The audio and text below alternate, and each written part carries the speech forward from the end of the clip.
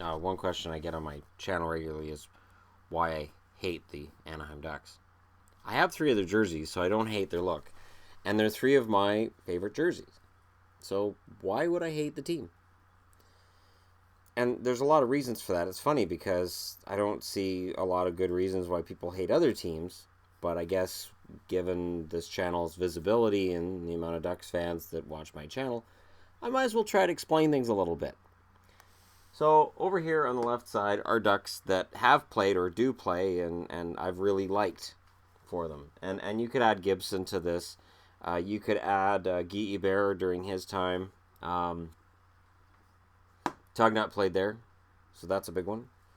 And when they first came into the league, I was kind of a fan. And when Korea and J.S. Shiger and that bunch were in the finals in 2003, I was really hoping that Anaheim was going to pull it off. I really wanted to see Anaheim win that Stanley Cup. And when they didn't, it kind of sucked.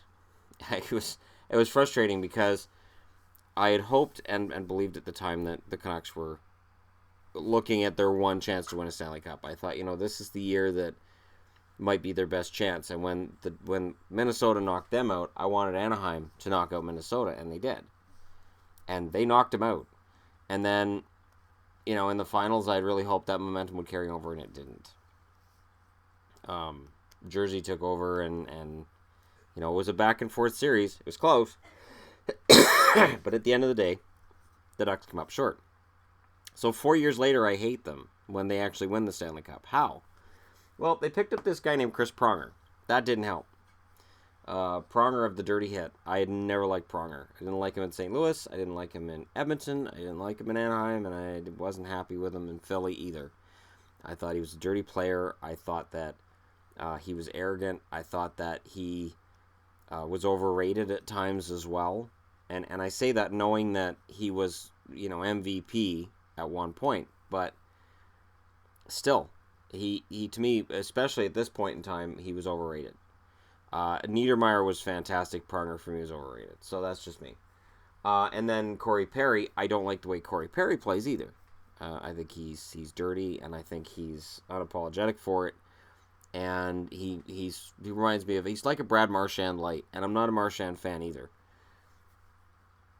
And really, Ryan Kesler going there was a big part of it too. I was disliking Anaheim a lot, and then Kesler went there, and it became, okay, now I never want to see them win everything, because Kesler held a gun to the Canucks' head and basically said, I'm going to Anaheim.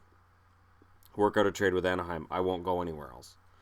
And, the Canucks got the best they could out of it, so whenever anybody criticizes the Kesler trade, remember, they were negotiating from a point of weakness. I've talked before about my dislike for Ryan Kesler, and a lot of NHL fans came to dislike him during this past playoffs, and I think of fans in Nashville, I think of fans in Edmonton, and likely in Calgary as well. He doesn't impress people. He is one of the best defensive centers in the league, and you could have argued him for Selke ahead of Bergeron. I think reputation knocks Kesler down and gives Bergeron those awards. Bergeron's known as a nice guy and a great team guy, and everybody wants to play with him. And Kessler's never really had that kind of reputation. He's kind of chirpy. He's got his friends on his team, sure, but it's not the same. It's not that same level. And the respect for people outside of his dressing room towards him is just not there. Now, in 2007, they wiped out Vancouver in 5. Then they wiped out Ottawa in 5 in the final. So in between, I'm only putting up series which affected my feelings towards the team. So if anybody's going, well, wait, there were other teams they played. Those series don't matter. Not for me as a fan. I really wanted Ottawa to bring a cup to Canada. I thought that would be fantastic, and they didn't, and Anaheim knocked them out. In 2008, when Dallas knocked out Anaheim, that was one of the biggest cheers I ever let out as a hockey fan, was that my Dallas Stars had squashed Anaheim. And even though it was a 6-game series and they didn't really squash them, I certainly felt afterwards like they did. 2011, they lost to Nashville, which again, I cheered a lot for Nashville that series, and that was kind of when I started pulling for Nashville regularly in the playoffs. 2014, they beat Dallas in 6. And then they lost to LA in 7. That's important because that was the first time I'd ever cheered for the Kings in the playoffs. I'd never cheered for the Kings in the playoffs. And that series made me pick between the Kings and the Ducks, and I picked the Kings. And it hurt me then, and even now, it's like, really, you cheered for the Kings? But I did. I really did. And it was a 7-game series, it was a hard-fought series, but the Kings won it. 2015, they wiped out Winnipeg. That series was unfair. Then they wiped out Calgary, and then Chicago took them out in 7. And as I said in my Chicago video from 2015 earlier today, those 2015 Blackhawks, by beating the Ducks, kind of made me a fan. I was like, you know what? This is kind of fun to watch. It's kind of fun to watch Anaheim losing to Game 7 again. And it was Chicago that did it. So 2016, they lost to Nashville again in 7. That was when my channel started to gain some momentum, and I already had a full-on hate for Kessler, Perry, and the after effects of Pronger were still in my mind as well.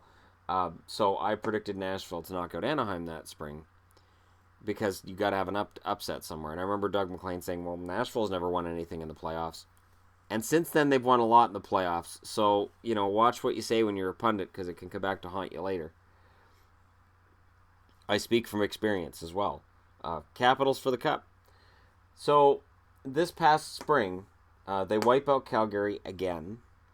They beat Edmonton in 7, which just gutted me. They made me cheer for Edmonton. That's wrong, too. And then they lost to Nashville in 6, which made me exceedingly happy, leading up to a final where I was less happy. My dislike of the Ducks, and this is something people have asked me. So if Kessler and Perry were gone, would that change it? Absolutely. I do not want to watch a Stanley Cup celebration where Ryan Kessler has the cup over his head. You'll notice Getzlaf is no longer on this board. He would have been on this board, but I watched a very touching Sportsnet piece on him helping a disabled kid and actually being friends with that kid and him and his wife, and the wife was crying, and I was like, oh, they made me like Ryan Getzlaf. Damn you, Sportsnet. But, he's not on the list, but still, these two guys are enough right now. I just don't. Interestingly, though, Kessler's hurt for the first couple of months. So here's where it changes, okay? So Kessler is hurt for at least the first couple of months. He's out indefinitely after surgery. So he's out. All that's left is Perry, okay? Now, I'm not saying anything's going to happen to Perry, but I'm actually hoping for the Ducks to have a good record without Kessler. I want the Ducks to win some games. I want to see one of the young guys for the Ducks step into Kessler's spot and outperform him. And then when he comes back, I want to see the team do really poorly so that all the rumors are about trading Kessler. That's how my fandom can change. I've said before, it's fine to cheer for teams. But for me, that goes beyond the team. I look at the players on the team and which players would I like to see win a Stanley Cup. That's why the Hawks, my opinion changed on them in 2015, and I was glad to see them win a Stanley Cup. I wanted Tampa to win it, but when Chicago did, I could still applaud and say, good job. I don't want to see Kessler and Perry. The moment those two guys are gone, my opinion could very well change on the Ducks. But again, it would depend on the young kids coming up.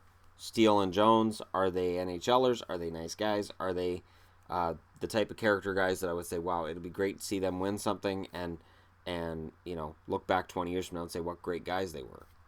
Because there are some really good stories in the NHL with Stanley Cups and championships and all that. And then there's some, too, that you look back and you go, man, that guy got a cup? Oh, that just sucks. And, it's something that changes over time. So if you're a Ducks fan and you're still watching my channel, hey, thank you. I appreciate you guys watching my videos. And I do my best not to allow all of this to influence my opinion about the team and how they're going to do this year. I think they're going to finish top 2 in the division. And they're still a cup contender, and I'm predicting they're going to go to the Stanley Cup final. But I'd like to see them do it with Kessler on the shelf. Or playing in Vegas or somewhere else. So let me know what you guys think. Hit like and subscribe if you're browsing your way through, and thank you so much for watching. I'll talk to you again soon.